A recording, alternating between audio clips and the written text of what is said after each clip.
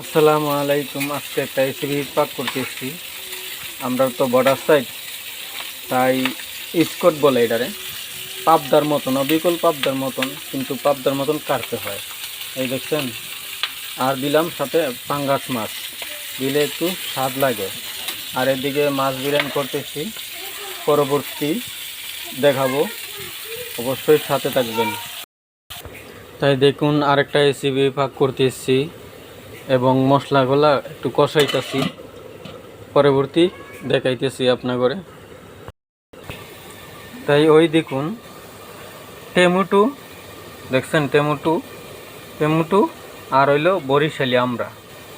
গরমের দিন তো একটু টেঙ্গা খাইবার চাইছিলাম, তাই টেঙ্গা বানায় নিতেছি। এই যে দিয়ে দিতেছি টমেটো, বরিশালি আমরা। দেখছেন, এই একটু হালকা কষায় নিব। হালকা কষায় নিলে একটু ভালো হয়।